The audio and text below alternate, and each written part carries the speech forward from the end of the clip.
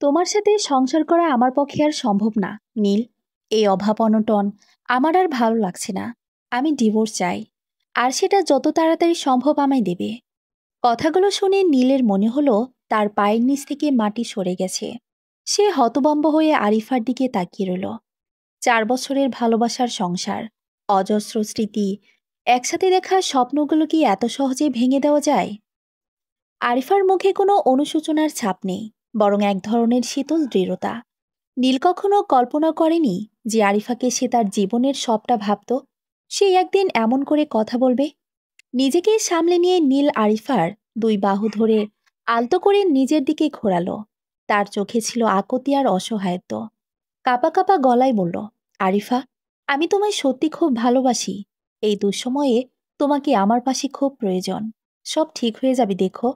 আরিফা এক ঝটকায় নিজেকে ছাড়িয়ে নিয়ে বলল, কিন্তু আমার তোমাকে প্রয়োজন নেই।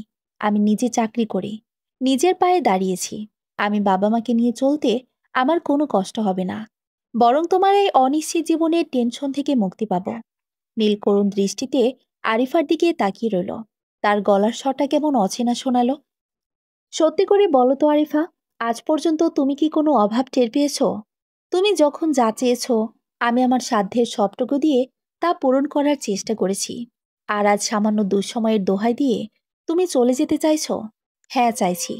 আজ হয়তো দিতে পারছো, কিন্তু কদিন পর যখন ব্যাংকের দেনার দায়ে আর পেরে উঠবে না, তখন তো আমার বেতনের টাকায় তোমাদের সংসার চালাতে হবে।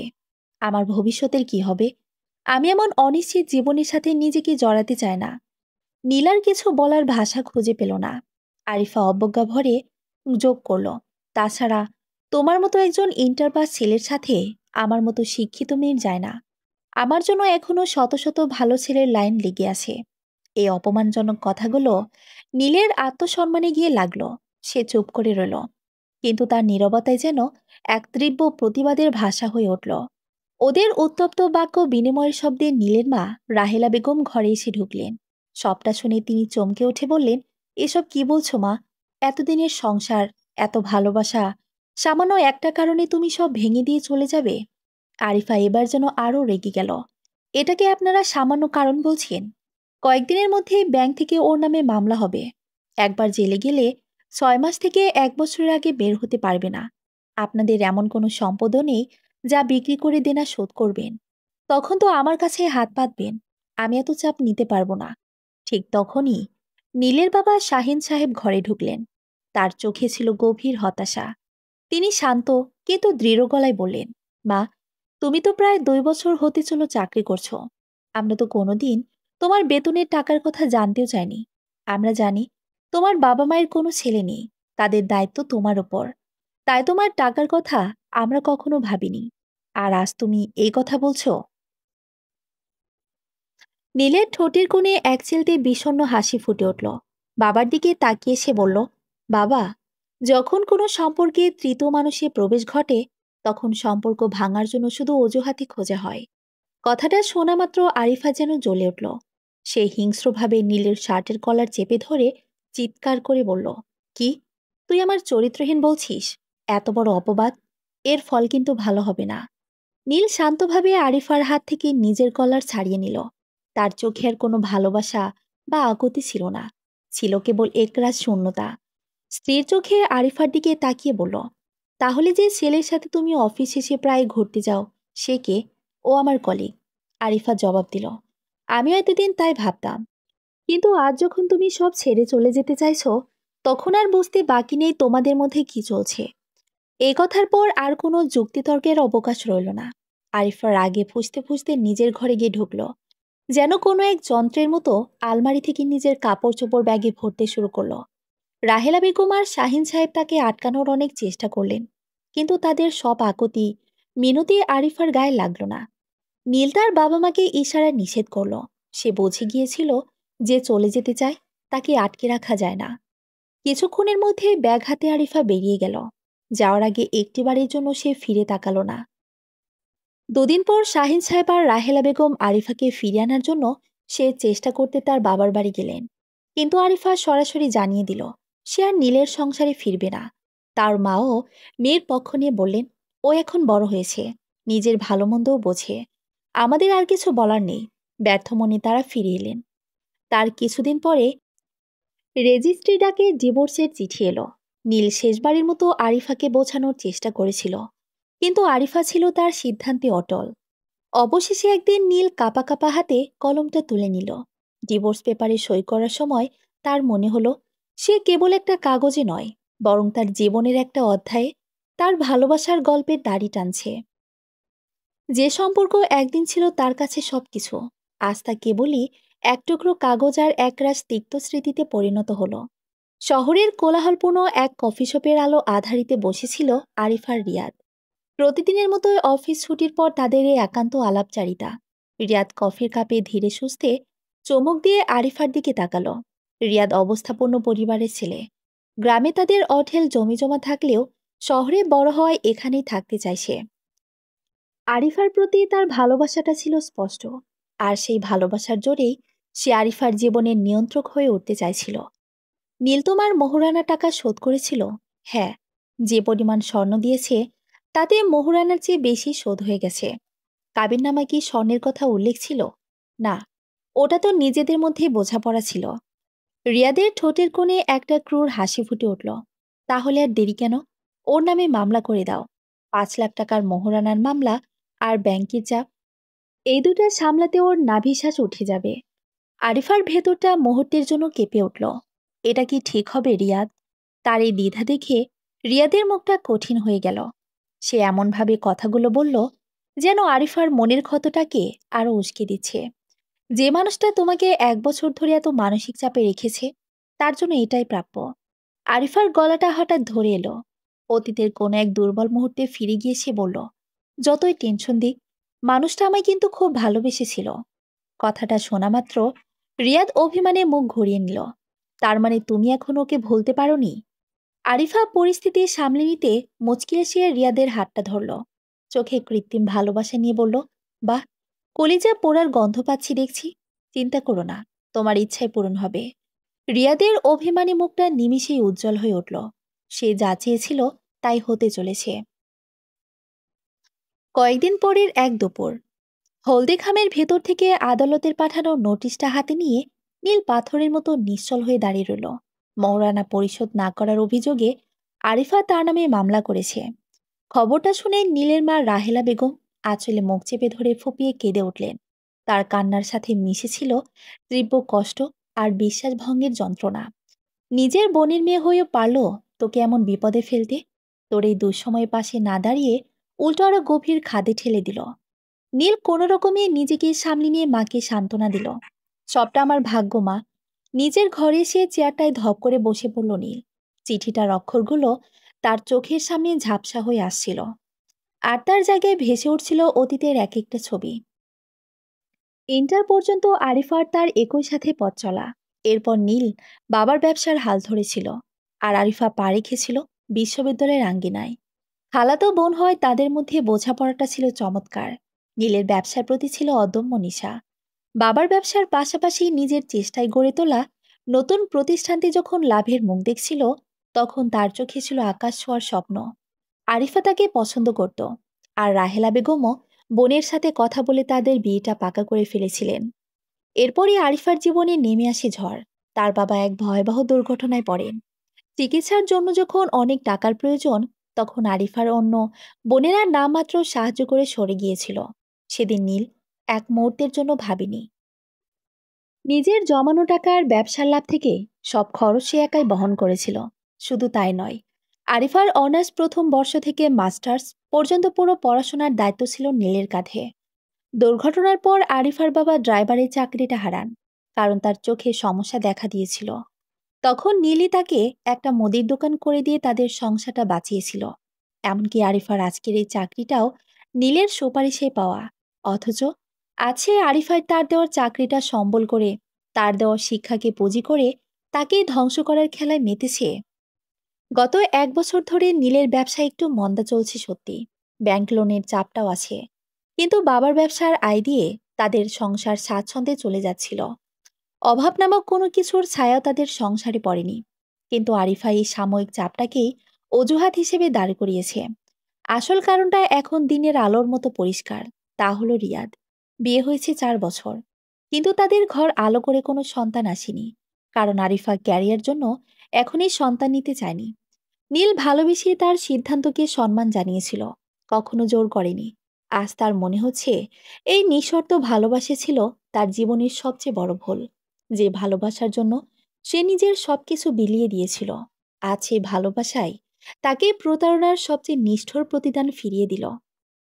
আদালতের নোটিশ আর ব্যাংকের তাগাদা, এই দুইয়ের জাতাকলে পিষ্ট হচ্ছিল নীলের জীবন। একদিকে আরিফার বিশ্বাসঘাতকতায় ক্ষত বিক্ষত হৃদয়, অন্যদিকে মিথ্যা মামলার বোঝা। কি করবে, কিভাবে এই দুঃসময় পার করবে, কিছুই বুঝে উঠতে পারছিল না সে।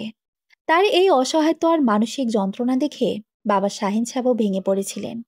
দিনের পর দিন তার শরীর খারাপ হতে লাগলো। বাড়ির থমথমে পরিবেশটা যেন নীলের বুকের উপর ভারী পাথরের মতো চেপে বসেছিল। ঠিক এমনই এক ঘোর বিপদের মাঝে আশার এক চিলতে আলো হয়ে এলো একটা কাজের প্রস্তাব। জায়গাটা এই শহর থেকে অনেক দূরে, কিন্তু পারিশ্রমিক এতটাই ভালো যে খুব সহজেই সে ব্যাংক লোন আর মোহরানার টাকা শোধ করে দিতে পারবে। নীল সিদ্ধান্ত নিতে দেরি করল না। বাবার পাশে বসে শান্ত গলায় বলল, বাবা, আমি হয়তো 2 দিন পর এখান থেকে চলে যাব। তোমরা নিজেদের খেয়াল রেখো। ফিরতে হয়তো 1 বছর লেগে যাবে, তবে যখনই মন চাইবে তোমরা আমার কাছে চলে যেও। শাহিন সাহেবের চোখ ছলছল করে উঠল। ভাঙা গলায় বললেন, নিজের বাড়িতে তাই বলে আসবি না বাবা। নীলের কণ্ঠে ঝরে পড়ল একরাশ অভিমান আর ক্লান্তি। কথা এমনভাবে বলল যে যেন কতটা ক্লান্ত। নিজের বাড়ি আর কই, থাকি তো ভাড়া বাসায়। তাছাড়া আরিফা চলে যাওয়ার পর সবাই আমার দিকে আঙ্গুল তুলছে, তাই সবার থেকে দূরে থাকতে চাই। যতদিন না নিজের হারানো সম্মান ফিরে পাচ্ছি, ততদিন আমি আর এই শহরে ফিরব না। ছেলের এই কথা শুনে রাহেলা বেগম আর নিজেকে ধরে রাখতে পারলেন না। আঁচলে মুখ চেপে নিঃশব্দে কাঁদতে লাগলেন। নীল মায়ের কাছে গিয়ে মাথায় হাত বুলিয়ে দিয়ে বলল, চিন্তা করো না মা, তোমার দোয়া তো আমার সাথে আছে। দেখবে আমি আগের মতোই খুব তাড়াতাড়ি সফল হয়ে ফিরে আসব। রাহেলা বেগম ভেজা চোখে ছেলের দিকে তাকিয়ে বললেন, আমি তো তোর জন্য সবসময় দোয়া করি বাবা। আমি শুধু চাই তুই একদিন ওই মেয়ের মুখের ওপর তার পাওনা টাকা ছুঁড়ে ফেলে দিবি। তাই হবে মা, 2 দিন পর। একরাশ স্মৃতি আর এক বুক যন্ত্রণা পেছনে ফেলে নীল পা বাড়ালো এক নতুন গন্তব্যের দিকে। তার নতুন ঠিকানা এখন এক পাহাড়ি শহর। মেঘ আর কুয়াশার চাদরে মোড়া এই নির্জনতাই যেন এখন তার একমাত্র সঙ্গী। এখানে সে নতুন করে জীবন শুরু করতে চায়, ভুলে যেতে চায় অতীতের সব তিক্ততা। বিকেলে কাজের পর ঘুরতে বেরোলো নীল। পাহাড়ের ঢাল বেয়ে নেমে গেছে সবুজের গালিচার মতো চা বাগান। ঝিরিঝিরি বৃষ্টি আর হালকা কুয়াশায় ঢাকা চারপাশটা কেমন মায়াবী হয়ে উঠেছে। পাহাড়ের বুক চিরে চলে যাওয়ার রাস্তা ধরে সে আনমনে হাঁটছিল, আর এই প্রকৃতিরাও অপার সৌন্দর্য উপভোগ করছিল। রাস্তার মোড়ে ছোট্ট একটা চায়ের দোকান চোখে পড়ল। ভেতরে কয়েকজন বয়স্ক মানুষ বসে গল্প করছেন। নীল সেখানে গিয়ে একটা ব্রেঞ্চিতে বসল। দোকানের ভেতর বসা মুরব্বীরা আর চোখে নবাগত যুবকটিকে দেখছিলেন। কিছুক্ষণ পর তাদের মধ্যে একজন কৌতূহল চেপে রাখতে না পেরে জিজ্ঞেস করলেন, তোমাকে তো ঠিক চিনলাম না বাবা। এই শহরে নতুন নাকি? হ্যাঁ, নতুন এসেছি। কোন বাসায় থাকো? এখান থেকে কিছুটা দূরে যে দোতলা বাড়িটা, আমি ওই বাড়ির দোতলায় থাকি। ও, অথৈ ম্যাডামের বাসা? হতে পারে, আমি ঠিক নাম জানি না। যার কাজে এসেছি তিনি এই বাসাটা ঠিক করে দিয়েছেন। লোকটি মাথা নেড়ে বলল, থাকো, ম্যাডাম খুব ভালো মানুষ, কোনো সমস্যা হবে না। তবে তুমি যেহেতু একা থাকবে, তাই বন্ধু বান্ধবের আনাগোনা যেন না হয়। উনি সব একদম পছন্দ করেন না। এই শহরে আমি একা আঙ্কেল, কেউ আসবে না। এরপর লোকটি আরো ব্যক্তিগত প্রশ্ন করল, বিয়ে শাদী করেছো? প্রশ্নটা শুনে নীলের বুকের ভেতরটা মোচড় দিয়ে উঠল। এক মুহূর্তে তার হাসি মুখখানা বিষাদের ছায়ায় ঢেকে গেল। তার এই পরিবর্তন লোকটির চোখ এড়াল না। নীল নিচু গলায় উত্তর দিল, করেছিলাম, কিন্তু আমার চেয়ে ভালো কাউকে পেয়ে সে চলে গেছে। লোকটি সহানুভূতি মাখা এক চিলতে হাসল। তারপর নীলের কাঁধে হাত রেখে বলল, আমরা পুরুষ মানুষরা সারা জীবন হাড়ভাঙা পরিশ্রম করি বউ বাচ্চাকে একটু ভালো রাখার জন্য, কিন্তু সেই বউ একটুতে নাম করে না, বরং ভালো কাউকে পেলে চলে যেতে একবারও ভাবে না। বোকামেরা এটা বোঝে না যে বিবাহিত নারীকে তার স্বামী ছাড়া আর কেউ কখনো ভালোবাসে না। তোমার বউ একদিন বুঝবে, তবে সবাই এক নয়। কিছু মেয়ে অনেক ভালো হওয়ার পরও ভাগ্যের ফেরে ডিভোর্সের তকমা গায়ে মাখে। নীলের মনে হলো লোকটি যেন তার মনের কথাই বলে দিয়েছে। সে দীর্ঘশ্বাস ফেলে বলল, এটাই হয়তো নিয়ম। এই দুনিয়ায় ভালো মানুষের কদর দিন দিন কমে যাচ্ছে। হঠাৎ করে আকাশটা আরো ঘন কালো মেঘে ঢেকে গেল। নীল বুঝতে পারল এখনই না ফিরলে বৃষ্টিতে আটকা পড়তে হবে। সে শুনেছে এই পাহাড়ি শহরে একবার বৃষ্টি নামলে সহজে থামতে চায় না। সবার থেকে বিদায় নিয়ে সে দ্রুত বাড়ির পথে পা বাড়ালো। ঝিরঝিরে বৃষ্টি তখন মুষলধারায় রূপ নিয়েছে, যেন প্রকৃতির কান্না ঝরে পড়ছে নীলের একাকী জীবনের ওপর। ঝমঝম বৃষ্টি মাথায় করে বাড়ির সামনে এসে দাঁড়াতে নীল দেখল দরজার কাছে দুজন নারী দাঁড়িয়ে আছেন। একজন বোরকায় আবৃত, সাথে বছর সাতেকের একটি ফুটফুটে মেয়ে। অন্যজনের পরনে সবুজ রঙের সালোয়ার কামিজ, খোলা চুলগুলো ভিজে কাঁধের উপর লেপটে আছে। হালকা পাতলা গড়নের লম্বা মেয়েটি দেখতে বেশ সুন্দরী, বয়স 25-26-এর বেশি হবে না। নীলকে দেখেই আবির হাসি মুখে এগিয়ে এলো। আবিরে তাকে কাজের জন্য এই শহরে নিয়ে এসেছে এবং এই বাসাটা সেও ঠিক করে দিয়েছে। কি খবর, কোথায় ছিলে? আবিরের কণ্ঠে আন্তরিকতা। এই তো ভাইয়া, সামনের দিকে একটু ঘুরতে গিয়েছিলাম। আচ্ছা, আসো পরিচয় করিয়ে দিই। আবির সবুজ জামা পরা মেয়েটিকে দেখিয়ে বলল, এ হলো আমার বোন অথই, আর ইনি আমার স্ত্রী সাবিলা। নীলিবার বেশ লজ্জায় পড়ে গেল। চায়ের দোকানে সেই বয়স্ক লোকটির মুখে ম্যাডাম শুনে সে ভেবেছিল বাড়ির মালিক নিশ্চয়ই কোনো বয়স্কা মহিলা হবেন। কিন্তু অথৈকে দেখে তার ধারণা পুরোপুরি পাল্টে গেল। সে সবার সাথে পরিচিত হলো। আবির বলল, আসলে এই বাড়িটা আমাদেরই। অথৈ এখানে একা থাকে। যখন আমার কাজ এই শহরে শুরু হলো, তখন আমিও এখানে চলে এলাম। ও আচ্ছা। বৃষ্টির বেগ বাড়তে থাকায় তার আর বাইরে দাঁড়িয়ে না থেকে ভেতরে চলে গেল। কাল থেকে নীলের নতুন জীবন শুরু হবে, কিন্তু পুরনো স্মৃতিগুলো যেন কিছুতেই পিছু ছাড়ছে না। রাতে বিছানায় শুয়ে এপাশ ওপাশ করে ঘুম এলো না। স্মৃতির পাতাগুলো বারবার চোখের সামনে ভেসে উঠছে। সে উঠে এসে বেলকনিতে দাঁড়ালো। বাইরে ঝড়ের ধারায় বৃষ্টি পড়ছে। এই বৃষ্টি যেন তার ভেতরের জমে থাকা কষ্টগুলোকেই ধুয়ে নিতে যেতে চাইছে। যাকে ভালোবেসে নিজের সবকিছু উজাড় করে দিয়েছিল, সেই আরিফাই আজ তাকে ছেড়ে দিল কত দূরে। ভালোবাসার প্রতিদান যে এত নির্মম অবহেলা হতে পারে, তা সে কখনো কল্পনাও করেনি। অনেক কষ্টে ভোরের দিকে তার চোখে ঘুম নামল। শহরের এক জমকালো কফি শপে বসেছিল আরিফা আর রিয়াদ। রিয়াদ এক দৃষ্টিতে আরিফার দিকে তাকিয়ে বলল, শুনলাম তোমার প্রাক্তন নাকি শহর ছেড়ে পালিয়েছে। হুম, মাঝে মাঝে মনে হচ্ছে আমি বোধহয় একটু বেশি বাড়াবাড়ি করে ফেলেছি। এটা হয়তো ঠিক হচ্ছে না। ও যে গয়নাগুলো দিয়েছে, তা দিয়ে তো মহারণার টাকা শোধ হয়েও আরো কিছু থেকে যাবে। রিয়াদ সঙ্গে সঙ্গে আরিফার হাতটা শক্ত করে চেপে ধরে বলল, তুমি বড্ড বেশি ভাবছো আরিফা। হয়তো। আচ্ছা, আমরা বিয়েটা কবে করছি? তোমার তো ইদ্যুৎ পালনের 3 মাস এখনো শেষ হয়নি। সেটা শেষ হোক, তারপর তো বিয়ে করবই। আমি ডিভোর্সি, তুমি অবিবাহিত। এটা জানার পর তোমার বাবা মামাকে মেনে নেবেন তো? আরিফার কণ্ঠে ছিল স্পষ্ট উদ্বেগ। রিয়াদ আত্মবিশ্বাসের সাথে বলল, মনে রেখো, আমি আমার বাড়ির একমাত্র ছেলে। আমি যা বলবো তারা সেটাই মানতে বাধ্য। রিয়াদের কথায় আরিফা কিছুটা আশ্বস্ত হলেও তার মনের কোণে একটা সূক্ষ্ম অস্বস্তি রয়ে গেল। আজ আর বৃষ্টি নেই। আকাশটা হালকা মেঘলা, যেন একরাশ অভিমান জমিয়াছে। রাতে খাওয়া দাওয়া সেরে নীল ছাদে এলো একটি স্বস্তির খোঁজে। ছাদের এক কোণে একটা চেয়ার আর ছোট্ট টেবিল পাতা। সে গিয়ে চেয়ারটায় বসলো। ফোনটা বের করে ফাইল ম্যানেজারে ঢুকলো।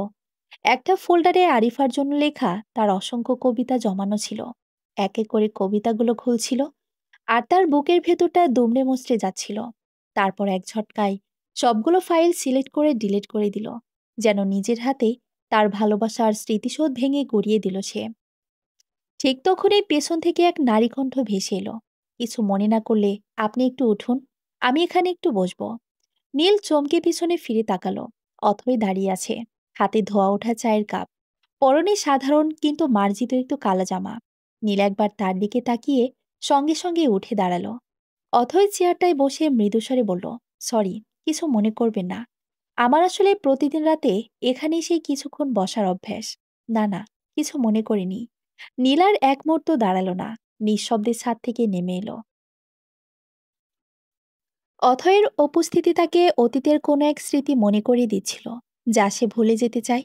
কিন্তু নিয়তি হয়তো তার জন্য অন্য কোনো গল্প সাজিয়ে রেখেছিল। দিনগুলো কেটে যাচ্ছিল যান্ত্রিক নিয়মে। নীল জানতে পেরেছে অথই স্থানীয় একটি স্কুলে চাকরি করে। তাই এলাকার সবাই তাকে ম্যাডাম বলে ডাকে। নীলের রুটিন বাঁধা, সকালে নিজে রান্না করে খেয়ে কাজে বেরোনো, সন্ধ্যায় ফেরা, তারপর ছাদে গিয়ে বাবা মায়ের সাথে ফোনে কথা বলা। এই সময়টাতেই সে একটু স্বস্তি পায়।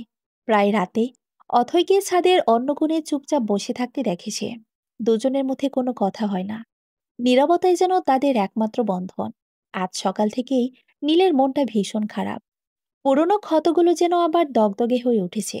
ফেসবুকে আরিফা আর রিয়াদের হাসি মুখের ছবিটা দেখে তার বুকের ভেতরটা দুমড়ে মুচড়ে গেছে। একটা মানুষ কিভাবে পারে মাত্র ১ বছরের পরিচয়ের জন্য ৭ বছরের চেনা মানুষকে এত সহজে ভুলে যেতে? মানুষ এতটা স্বার্থপর হয় কি করে? এই প্রশ্নগুলো তাকে কুরে কুরে খাচ্ছিল। রাতের ছাদে এসে মায়ের সাথে কথা বলছিল নীল। ফোনের ওপাশ থেকে ভেসে আসা মায়ের কণ্ঠস্বর তার অস্থির মনটাকে শান্ত করার চেষ্টা করেছিল। কিন্তু রাহেলা বেগম যে খবরটা দিলেন, তাতে নীলের ভেতরের সব বাঁধ যেন ভেঙে গেল। আরিফার বিয়ে ঠিক হয়েছে, আগামী মাসের ৫ তারিখে ওর বিয়ে। নীল নিজেকে শক্ত রাখার বৃথা চেষ্টা করে বলল, থাক মা, ওর কথা আর বলো না। আমি ওর ব্যাপারে আর কিছুই ভাবতে চাই না। কিন্তু কথাগুলো বলার সময় তার গলাটা ধরে এলো। ভেতরে জমে থাকা কষ্ট, অপমান আর বিশ্বাসভঙ্গের যন্ত্রণা আর চেপে রাখতে পারল না সে। মায়ের সামনে ফোনের উপর বাচ্চাদের মতো অঝরে কেঁদে ফেলল। তার কান্না দেখে ওপাশে রাহেলা বেগমও নিজেকে সামলাতে পারলেন না। মাসেলের এই কান্নায় মিশেছিল একরাশ অসহায়ত্ব আর যন্ত্রণা। কিছুক্ষণ পর নীল নিজেকে কিছুটা সামলে নিয়ে বলল, জানো মা, আজ মনে হচ্ছে বুকের উপর থেকে অনেক বড় একটা পাথর নেমে গেল। কাঁদিস না বাবা, আমার বিশ্বাস তোর জীবনে ওর চেয়ে ১০০০ গুণ ভালো কোনো মেয়ে আসবে। দোয়া করো মা। আচ্ছা, আজ রাখি। আকাশটা খুব মেঘ করেছে, মনে হয় বৃষ্টি নামবে। ফোনটা রেখে পেছনে ঘুরতেই নীল একেবারে চমকে উঠল। অথই দাঁড়িয়ে আছে, হাতে সেই পরিচিত চায়ের কাপ। তার চোখে মুখে রাজ্যের বিস্ময়। অথই যে তার সব কথা শুনে ফেলেছে, এটা ভেবে নীল লজ্জায় কুঁকড়ে গেল। অথই শান্ত গলায় বলল, আমি জানতাম পুরুষ মানুষ অনেক শক্ত স্বভাবের হয়। জীবনে এই প্রথম আমি কোনো পুরুষকে এভাবে কাঁদতে দেখলাম। কি হয়েছে সত্যি করে বলুন তো। নীল কি বলবে ভেবে পাচ্ছিল না। অথই তার অস্বস্তি বুঝতে পেরে বলল, ভয় পেবে না, বন্ধু হিসেবে বলতে পারেন। আচ্ছা দাঁড়ান।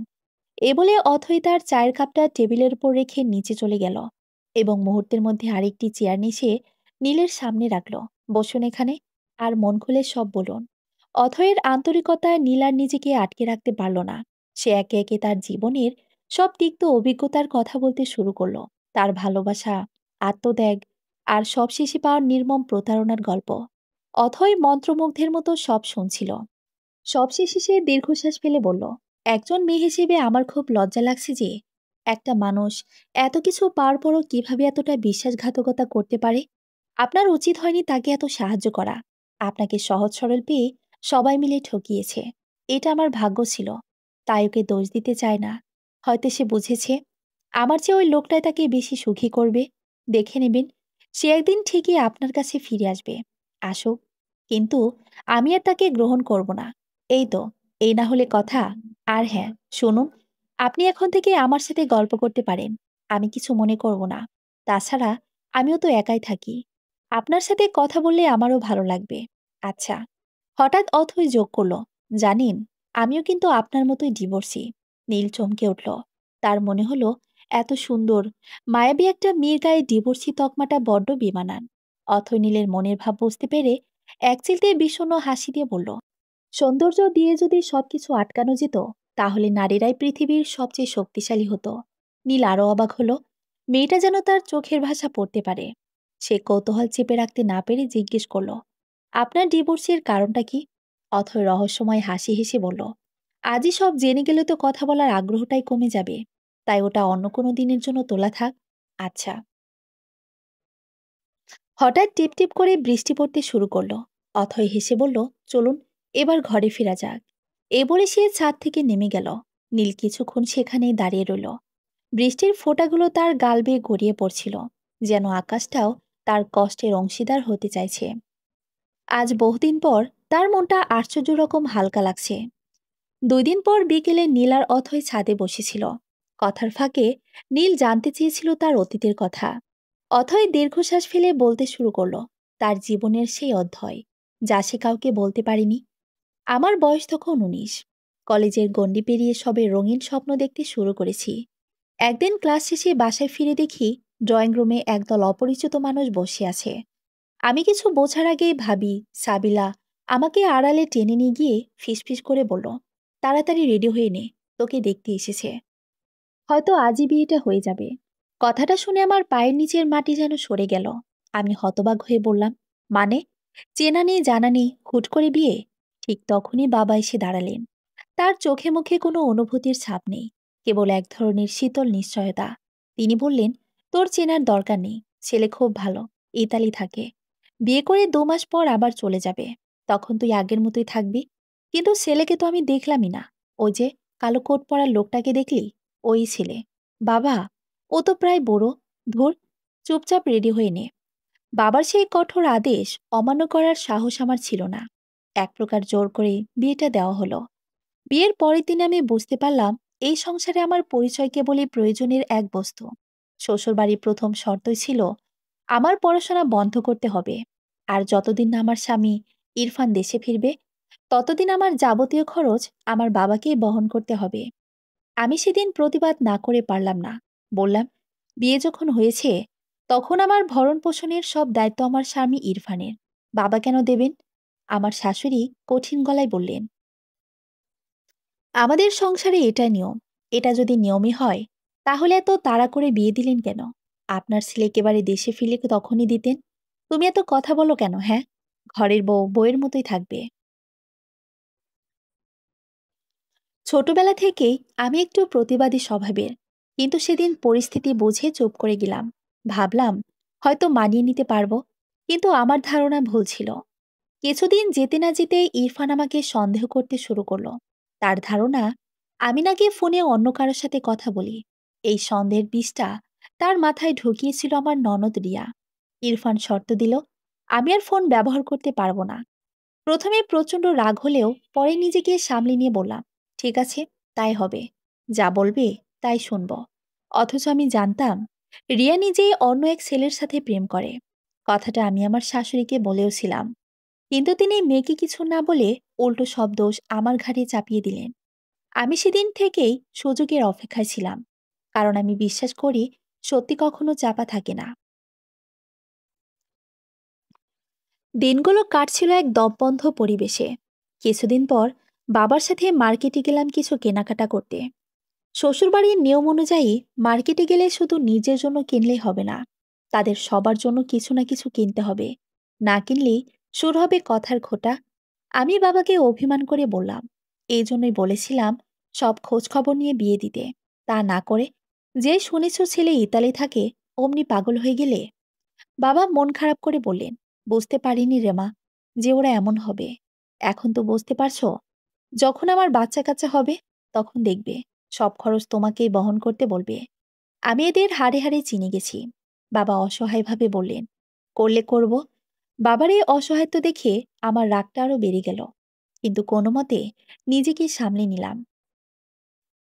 মার্কেট থেকে বেরিয়ে বাবার সাথে রাস্তা পার হচ্ছিলাম। ঠিক তখনই চোখ পড়ল রাস্তার ওপাশে। একটা আবাসিক হোটেল থেকে রিয়া একটা ছেলের হাত ধরে হাসতে হাসতে বেরিয়ে আসে। তাদের দুজনের চেহারার হাবভাবে বলে দিচ্ছিল ভেতরে কি ঘটেছে। আমি এক মুহূর্ত দেরি না করে চুপি চুপি ফোনটা বের করে পুরো ঘটনাটার ভিডিও করে রাখলাম।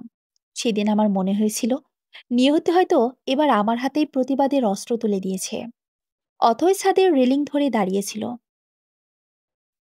তার দৃষ্টি দূরে মেঘে ঢাকা পাহাড়ের দিকে, কিন্তু মন পড়ে আছে অতীতে। সে বলতে লাগলো তার জীবনের সে মোড় ঘরানোর মুহূর্তগুলোর কথা। রিয়ার সামনে গিয়ে দাঁড়াতেই ওর মুখটা ফ্যাকাশে হয়ে গেল। সে যেন ভূত দেখেছে। আমাকে এভাবে ওর সামনে পেয়ে এতটাই থতমত খেয়ে গিয়েছিল যে কথা বলার শক্তিও হারিয়ে ফেলেছিল। আমি শান্ত কিন্তু কঠিন গলায় জিজ্ঞেস করলাম, এই ছেলেটাকে? রিয়া তোতলাতে তোতলাতে বলল, ইয়ে মানে, ও আমার বন্ধু। বন্ধুর সাথে হোটেলের ভেতরে কি করছিলে? আমার প্রশ্ন শুনে ছেলেটা ভয় পেয়ে এক দৌড়ে পালালো। রিয়া কিছু একটা বলতে যাবে, তার আগেই আমি ওর গালে কষে এক চড় মারলাম। তারপর হাত ধরে টানতে টানতে বাসায় নিয়ে এলাম। রিয়া হাউমাউ করে কাঁদছিল। ওর কান্না শুনে শাশুড়ি দৌড়ে এলেন এবং আমার উপর চেঁচিয়ে উঠতে যাবেন। ঠিক তখনই আমার বাবাকে দেখে থমকে গেলেন। সুর নরম করে জিজ্ঞেস করলেন, কি হয়েছে? আমি রাগে ফুঁসতে ফুঁসতে বললাম, আপনারা আমার চরিত্র নিয়ে প্রশ্ন তোলেন? আর আপনার মেয়ে হোটেলে হোটেলে ছেলেদের সাথে নষ্টামি করে বেড়াচ্ছে। শাশুড়ি সঙ্গে সঙ্গে প্রতিবাদ করে উঠলেন, আমার মেয়ে এমন হতেই পারে না। আমার বাবা আর নিজেকে ধরে রাখতে পারলেন না। এতদিন ধরে জমে থাকা ক্ষোভ আর কষ্ট যেন ফেটে পড়ল। তিনি বললেন, আমার মেয়েটাকে সহজ সরল পেয়ে দিনের পর দিন আপনারা ওর উপর জুলুম করে গেছেন। আমি এতদিন কিছুই বলিনি, কিন্তু তাই বলে ওর চরিত্রের উপর মিথ্যা অপবাদ আমি কিছুতেই মেনে নেব না। আগে নিজের মেয়ের চরিত্র দেখুন, প্রমাণ আমার সাথে আছে। ভিডিওটা দেখে শাশুড়ির মুখটা সাদা হয়ে গেল। তিনি রাগে অপমানে রিয়াকে কয়েকটা চড় মেরে আমার কাছে মাপ চাইলেন। আমি ভেবেছিলাম যাক, ঝড় হয়তো থেমে গেছে, কিন্তু আমি জানতাম না সবচেয়ে বড় ঝড়টা তখনও আসার বাকি ছিল। এর কিছুদিন পরে এমন একটা ঘটনা ঘটল যার জন্য আমি মোটেও প্রস্তুত ছিলাম না। একদিন সকালে এক মহিলা তার কোলের বাচ্চাকে নিয়ে আমাদের বাসায় এসে হাজির। তিনি দাবি করলেন তিনি ইরফানের প্রথম স্ত্রী। ইরফান তাকে লুকিয়ে বিয়ে করে বিদেশে চলে গিয়েছিল, কিন্তু এখন সে আবার বিয়ে করেছে শুনে তিনি আর চুপ করে থাকতে পারেনি। তাদের বিয়ের ছবি, কাবিননামা, সব প্রমাণ তিনি সাথে করে নিয়ে এসেছিলেন। আমার পায়ের নিচের মাটি যেন সেই মুহূর্তে নড়ে উঠেছিল। আমি আর সহ্য করতে পারলাম না, চিৎকার করে বললাম, এতদিন আমি আপনাদের সব অত্যাচার সহ্য করেছি, কিন্তু সতীনের ঘর আমি করতে পারবো না। আপনারা সবাই মিলে আমাকে ঠকিয়েছেন, বাবার একটা কথাও বলেননি। এরপরই তিনি আমাকে ডিভোর্স করিয়ে নিয়ে এলেন। মাত্র 6 মাসের মধ্যে আমার জীবনটা এভাবে ওলটপালট হয়ে যাবে তা আমি কখনো কল্পনাও করিনি। আমি যেন পাথর হয়ে গিয়েছিলাম। পরিবারের উপর তীব্র একটা রাগ আর অভিমান জন্মেছিল। তাই আমি তাদের থেকে আলাদা হয়ে গেলাম। নতুন করে পড়াশোনা শুরু করলাম, তারপর চাকরি। এভাবেই চলছে আমার জীবন। অথয়ের গল্প শুনে নীল এক দীর্ঘশ্বাস ফেলল। অথয় তার দিকে ফিরে এক বিষণ্ণ হাসি দিয়ে বলল, এই হলো আমার কাহিনী। বলুন তো, এত সুন্দর চেহারা দিয়ে কি হলো? মানুষ ভাবে সুন্দর চেহারার মেয়েদের ভাগ্য খুব ভালো হয়, সবাই তাদের আগলে রাখে। কিন্তু বাস্তবতা ঠিক তার উল্টো। আজকাল সুন্দরী মেয়েদের বিয়ে করা হয় সমাজে আর পরিবারের কাছে শো অফ করার জন্য, আর নিছক শারীরিক চাহিদা মেটানোর জন্য। এখনকার দিনে সুখী হয় শুধু খারাপ মানুষেরা। আপনার আমার মতো লোকেরা কখনো সুখী হতে পারবে না, বুঝলেন? জি, সুখ জিনিসটা আসলেই বড্ড অদ্ভুত। দেখুন না, যাকে এতগুলো বছর ধরে ভালোবেসে এলাম, সে সামান্য কদিনের পরিচয় আমাকে ভুলে গেল। একটা কথা বলি, হয়তো আপনার মন খারাপ হতে পারে, ওই মেয়েটা আপনাকে কখনো ভালোবাসেনি। আপনি ছিলেন ওর আর ওর পরিবারের জন্য একটা প্রয়োজন মাত্র। তাই এতদিন ভালোবাসার অভিনয় করে গেছে। সত্যি যদি ভালোবাসতো, তাহলে আপনার দুঃসময়ে কখনো ছেড়ে যেত না। হুম, আগে ওর কথা ভাবলে কষ্ট হতো, কিন্তু এখন কেমন যেন একটা ঘৃণা কাজ করে। মানুষ এতটা লোভী হতে পারে? ওর কথা বাদ দিন, এখন নতুন করে জীবনটা শুরু করুন। ও যদি সুখী হতে পারে, আপনিও পারবেন। সেই চেষ্টাই করব। দুজনের কথার মাঝে আকাশ ভেঙে বৃষ্টি নামল। সেই বৃষ্টিতে যেন তাদের দুজনের অতীতের সব কষ্ট আর যন্ত্রণা ধুয়ে মুছে যাচ্ছিল। এক নতুন ভোরের অপেক্ষায় দুটি ক্ষত বিক্ষত হৃদয় যেন খুঁজে পেয়েছিল এক টুকরো পারস্পরিক নির্ভরতা। কাল বিকেল থেকে যে বৃষ্টি শুরু হয়েছে তার যেন থামার কোনো লক্ষণই নেই। সারা রাত অঝরে ঝরেছে। এখনো আকাশটা ঘন কালো মেঘের চাদরে ঢাকা। সকাল 8টা বাজে। নীলকে কাজে বেরোতে হবে। রেনকোটটা গায়ে চাপিয়ে দরজা খুলতে দেখল বাইরে অথই দাঁড়িয়ে আছে। তাকে দেখে অথই মিষ্টি করে হাসল। বাপরে, কি বৃষ্টি! আপনার বৃষ্টি কেমন লাগে? খুব ভালো লাগে। ভিজতে ইচ্ছে করে না? করে, কিন্তু এখন আর আগের মতো ভালো লাগে না। নীল একরাশ অব্যক্ত কষ্ট লুকিয়ে রেখে বলল, ও আচ্ছা, আমি আসি তাহলে। একটা রিক্সা পেয়ে অথই চলে গেল। নীল হাঁটতে শুরু করলো অন্য পথে। চা বাগানের ভেতর দিয়ে চলে যাওয়ার রাস্তাটা সবুজে ছেয়ে আছে। বৃষ্টির ফোঁটা চা পাতার ওপর পড়ে মুক্তোর মতো চিকচিক করছে। এই অঝোর বর্ষণে রিক্সা পাওয়া দুষ্কর। যা একটা ছিল সেটা অথই নিয়ে গেছে। অবশেষে কিছুটা ভিজে সে তার কর্মস্থলে পৌঁছালো। আবিরের সাথে কিছুক্ষণ কাজের পরিকল্পনা নিয়ে আলোচনা হলো।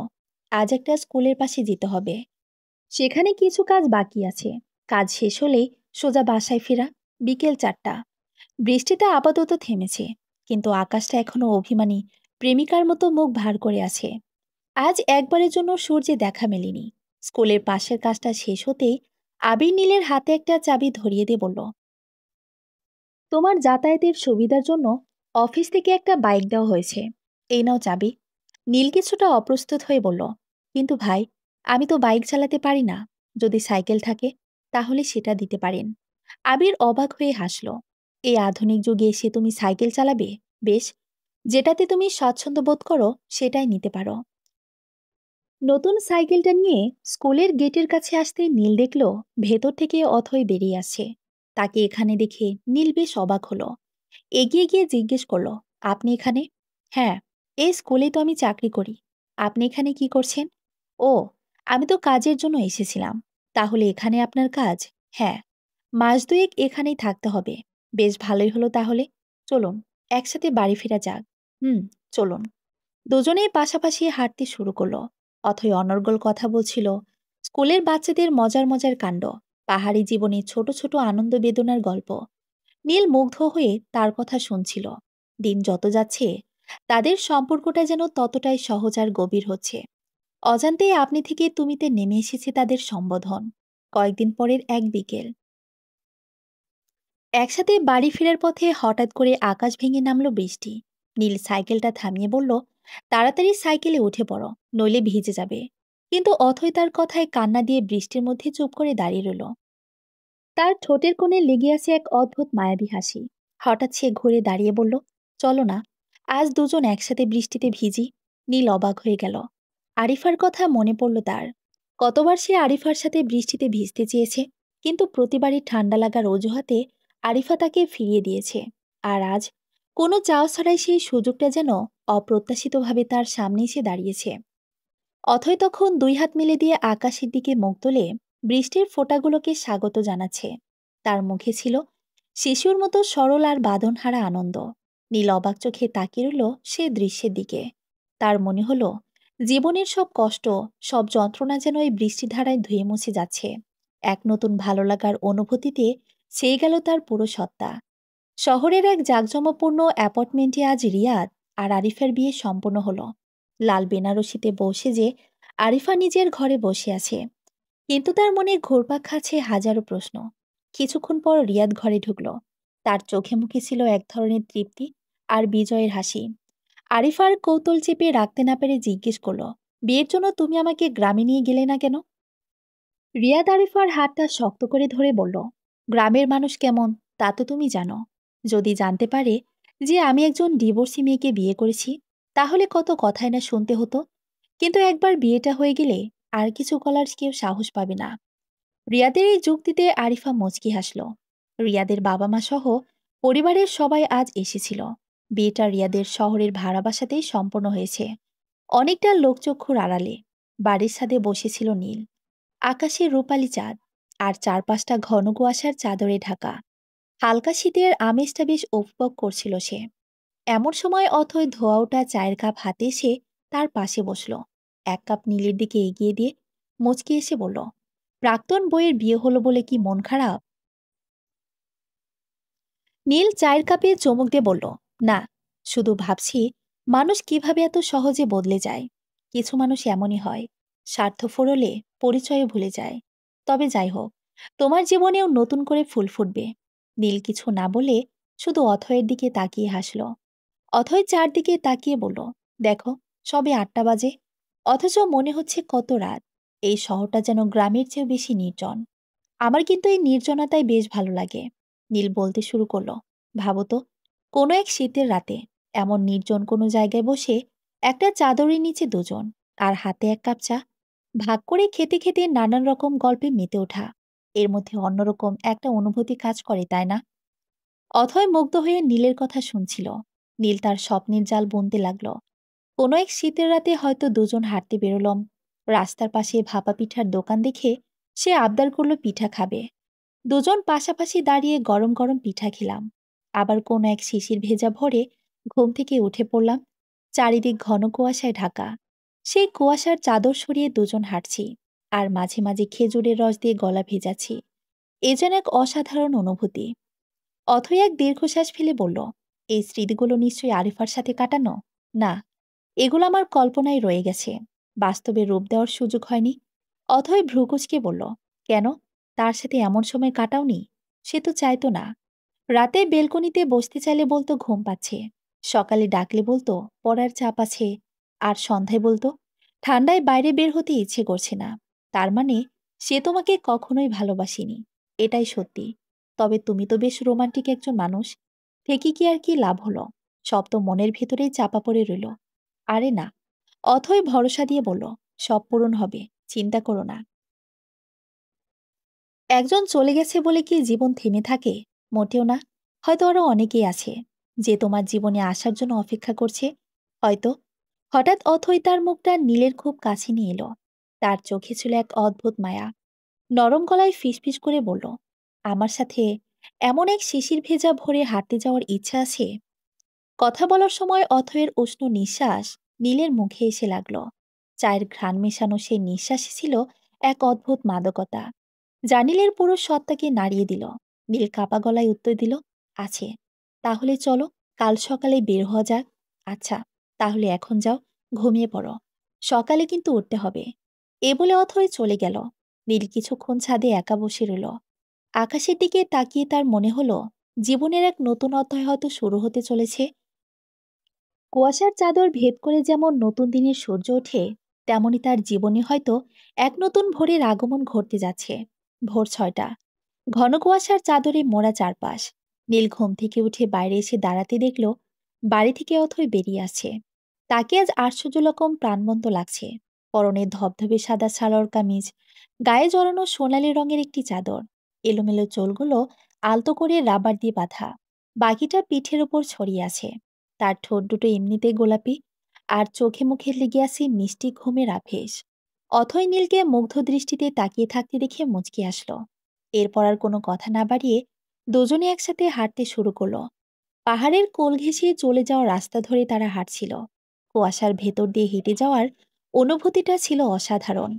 অথই হঠাৎ বলল, চলো, চায়ের বাগানের ভেতর দিয়ে একটু হেঁটে আসি। শুনেছি চা বাগানে নাকি যোগ থাকে। হ্যাঁ, তবে সেটা বর্ষাকালে, শীতে তেমন দেখা যায় না। আমি তো প্রায় এখানে ঘুরতে আসি। ঠিক আছে, চলো। দুজন পাহাড়ের ঢাল বেয়ে উপরে উঠতে লাগলো। হঠাৎ করে অথই তার হাতটা বাড়িয়ে নীলের হাত শক্ত করে আঁকড়ে ধরল। নীলের ভেতরটা কেঁপে উঠল। সে থমকে দাঁড়ালো। অথই জিজ্ঞেস করল, কি হলো? কিছু না। কোনো অস্বস্তি হচ্ছে? না। তাহলে চুপচাপ চলো। তারা পাহাড়ের চূড়ায় এসে দাঁড়ালো। নিচে ছোট ছোট বাড়িঘর দেখা যাচ্ছে। সূর্য তখনও ওঠেনি, কিন্তু মানুষজন এরই মধ্যে তাদের দৈনন্দিন কাজে ব্যস্ত হয়ে পড়েছে। হঠাৎ অথয়ের চোখ পড়ল নিচের দিকে। ওই দেখো, খেজুরের রস বিক্রি করছে, চলো খাবো। কিন্তু আমরা তো রস নেওয়ার জন্য কিছু আনিনি। আরে লাগবে না, ওদের কাছে গ্লাস থাকে। অথই এক প্রকার জোর করে নীলকে টেনে নিয়ে গেল। মাটির গ্লাসে করে দুজনে একসাথে তাজা খেজুরের রস খেল। রস খাওয়া শেষে অথই হাত দিয়ে মুখ মুছে দুষ্টুমি ভরা চোখে নীলের দিকে তাকিয়ে বলল, কি, তোমার একটা স্বপ্ন পূরণ হলো তো? নীল আর নিজেকে ধরে রাখতে পারল না। তার মনের সব দ্বিধা, সব ভয় যেন এক মুহূর্তেই উবে গেল। সে অথয়ের চোখের দিকে তাকিয়ে বলল, দিন দিন আপনার মায়ায় বড্ড বেশি জড়িয়ে পড়ছি ম্যাডাম।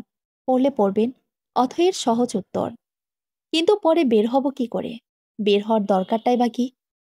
অথয়ের এই একটি কথাই যেন নীলের সব প্রশ্নের উত্তর দিয়ে দিল।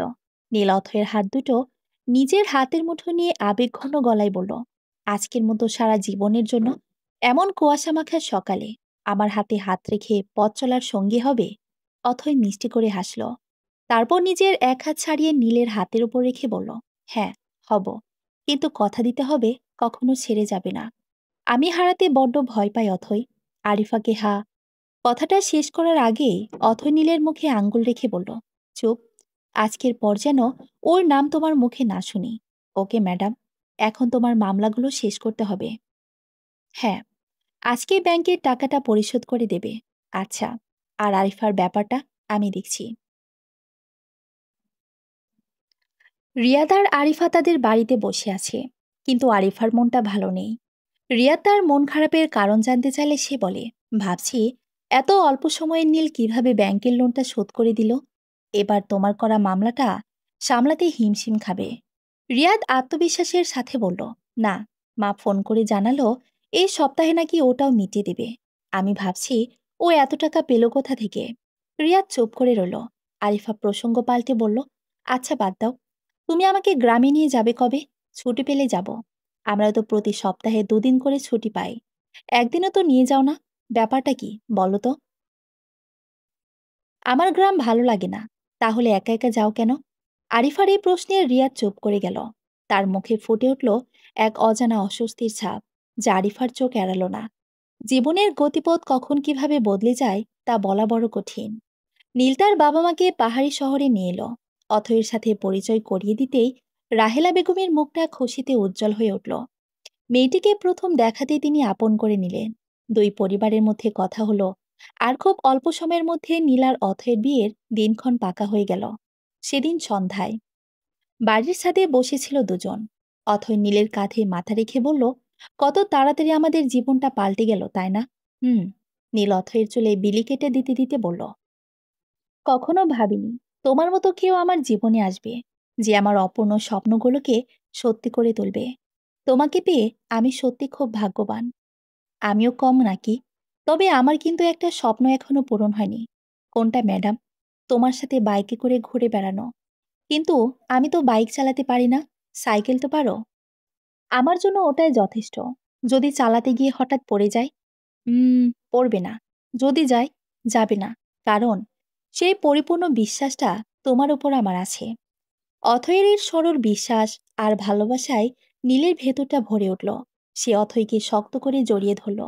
অথয়কে পেয়ে নীল আজ বুঝতে পারছে প্রকৃত ভালোবাসা আসলে কি।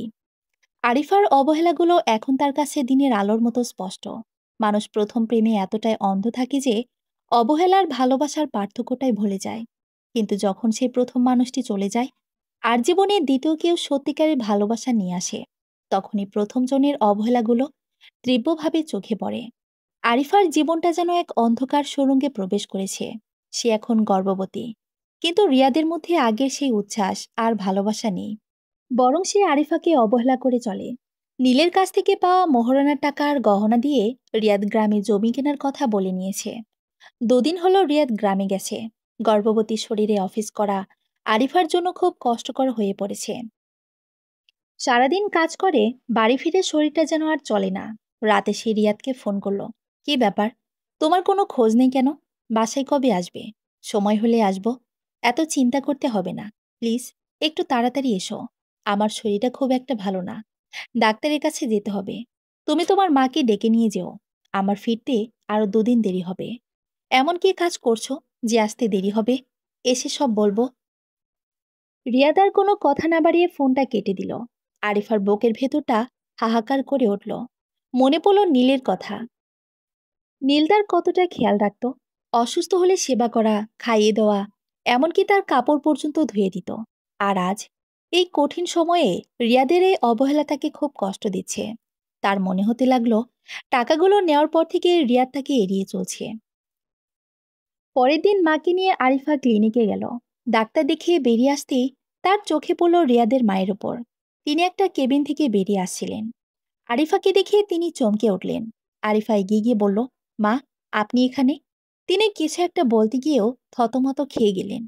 ঠিক তখনই সেখানে হাজির হলো রিয়াদ। আরিফাকে দেখে সে যেন ভূত দেখার মতো চমকে উঠল। আরিফা যখন তাকে জেরা করতে শুরু করলো, তখন সে সত্যটা বেরিয়ে এলো। তার জন্য সে মোটেও প্রস্তুত ছিল না। রিয়াদ আগে থেকেই বিবাহিত। তার স্ত্রীর ডেলিভারি হয়েছে, তাই সে এখানে এসেছে। দ্বিতীয়বারের মতো সে পুত্র সন্তানের বাবা হয়েছে। কথাগুলো শোনার পর আরিফার পায়ের নিচের মাটি যেন সরে গেল। তার মাথা ঘুরতে লাগলো। সে স্পষ্ট বুঝতে পারল সে কত বড় একটা ভুল করে ফেলেছে। নীলের নিঃস্বার্থ ভালোবাসা ছেড়ে সে এক মরীচিকার পেছনে ছুটেছিল, যার শেষ পরিণতি হলো এই নির্মম প্রতারণা। তার চোখের সামনে ভেসে উঠল নীলের সেই অসহায় মুখটা, যাকে সে অবলীলায় ছুঁড়ে ফেলে দিয়েছিল এক অনিশ্চিত ভবিষ্যতের আশায়। আজ নিয়তি যেন সে ভুলের প্রতিদান ফিরিয়ে দিল। ক্লিনিকের এক কোণে বসে অঝরে কাঁদছিল আরিফা। তার পুরো জীবনটা যেন এক মুহূর্তে ভেঙে চুরমার হয়ে গেছে। রিয়াদ এসে তার পাশে বসল, কিন্তু তার মুখে ছিল না কোনো অনুশোচনার ছাপ, বরং এক ধরনের শীতল নির্লিপ্ততা। আরিফা কান্না জড়িত গলায় বলল, কিভাবে পারলে আমাকে এভাবে ঠকাতে? রিয়াদ তাচ্ছিলের হাসি এসে বলল, তুমি নিজেও তো নীলকে ঠকিয়েছ। ছেলেটা তোমাকে পাগলের মতো ভালোবাসতো। আর তুমি কিনা তার সামান্য দুঃসময়ে তাকে ছেড়ে চলে এলে আমার সাথে সম্পর্কে জড়িয়েছিলে শুধু আমার টাকা আর সম্পত্তি দেখে। তুমি যে কতটা লোভী সেটা আমি অনেক আগেই বুঝে গিয়েছিলাম। আমি তোমার স্ত্রীকে সব বলে দেব। আরিফা হুমকি দিল। লাভ নেই, সে কিছুই বলবে না। তাছাড়া ইসলামে তো পুরুষদের 4টা বিয়ের অনুমতি আছেই। এই একটা হাদিসের দোহাই দিয়ে তোমার মতো পুরুষরা মেয়েদের জীবন নষ্ট করে। এখানে জীবন নষ্ট করার মতো কিছু হয়নি। তোমার সব খরচ তো আমি বহন করছি, তোমার হক আদায় করছি। আমার প্রথম স্ত্রীও বলতে পারবে না যে তাকে আমি অবহেলা করি। আমি দুজনকে সমানভাবে রাখার চেষ্টা করছি। এখন তুমি থাকবে কি থাকবে না সেটা তোমার ব্যাপার। করব না আমি তোমার সংসার। আমার টাকা ফেরত দাও। ওসব আর পাবে না। ওই টাকা দিয়ে আমি আমার বন্ধুকে জমি ছাড়িয়েছি। আমি তোমার নামে মামলা করব। রিয়াদ আবার হাসল। কি নিয়ে মামলা করবে? মোহরা না? সেটা তো মাত্র 50,000 টাকা। এক্ষুনি দিয়ে দিলে সব ঝামেলা শেষ। তখন তোমার নামের পাশে আরেকটা ডিভোর্সের তকমা লাগবে। আর নিজের সন্তানকে নিয়ে একা থাকতে হবে। ছেলে মেয়ে বড় হলে তাদের কি পরিচয় দেবে? সবাই তো এমনিতেই জানে তুমি পরকীয়ার জন্য প্রথম স্বামীকে ছেড়ে এসেছ। রিয়াদের কথায় আরিফার মুখটা বন্ধ হয়ে গেল। তার আর কিছুই বলার ছিল না। নিয়তি যেন এক নির্মম পরিহাসে তাকে আঁকড়ে ধরেছিল। এরপর থেকে আরিফার দিনগুলো কাটতে লাগলো এক অসহনীয় যন্ত্রণা আর অবহেলার মধ্য দিয়ে। অবশেষে তার ডেলিভারির দিন ঘনিয়ে এলো। সে দুটি যমজ কন্যা সন্তানের মা হলো। ডেলিভারির সময় সে খুব করে চেয়েছিল রিয়াদ যেন তার পাশে থাকে, কিন্তু সে আসেনি। পরের দিন একবার এসেছিল, কিন্তু মেয়েদের দেখেই কিছুক্ষণ পরে চলে গিয়েছিল। তার শ্বশুর শাশুড়ি এসেছিল, কিন্তু তারাও বেশিক্ষণ থাকেনি। আরিফা সেদিন নিজেকে এতটাই একার অসহায় বোধ করেছিল যা ভাষায় প্রকাশ করার মতো নয়। নীলার অথয়ের জীবনটা তখন ভালোবাসার রঙে রঙিন। আজ তারা সাইকেল নিয়ে ঘুরতে বেরিয়েছে।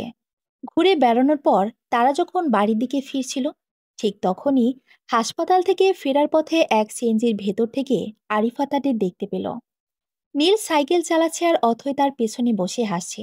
এই দৃশ্যটা আরিফার বুকের ভেতরটা যেন চিরে দিল। অজান্তে তার চোখ থেকে দুফোঁটা জল গড়িয়ে পড়ল। তার মা পাশে বসে দীর্ঘশ্বাস ফেলে বললেন, অতি লোভে তাঁতি নষ্ট। এবার দেখ, ছেলেটা আজ ঠিকই সুখী হয়েছে। ওর অবস্থা এখন আগের চেয়েও অনেক ভালো। আর তুই? আরিফা ভাঙা গলায় বলল, মা, আর কিছু বলো না। বাসায় ফিরে নীল আর অথয় বেলকনিতে বসে চা খাচ্ছিল। এমন সময় নীলের ফোনটা বেজে উঠল। স্ক্রিনে আরিফার নামটা দেখে সে চমকে গেল। ফোনটা অথয়ের দিকে বাড়িয়ে দিয়ে বলল, নাও, তুমি কথা বলো। আমার হয়ে যা বলার তুমি বলে দাও। অথয় মৃদু হেসে ফোনটা রিসিভ করলো। আরিফা আসলে আজ খুব করে নীলের সাথে কথা বলতে চেয়েছিল। কেমন আছো? আরিফার কণ্ঠ, জি, নীল আর আমি ভালো আছি। আপনি হঠাৎ ফোন করেছেন কেন? অথয়ের গলা শুনে আরিফা চমকে গেল। সে কি বলবে ভেবে পাচ্ছিল না। না মানে, এমনি। দেখুন, আমাদের সংসারে আপনার ছায়া না পড়লে আমরা খুশি হব। আমরা অনেক সুখী আছি।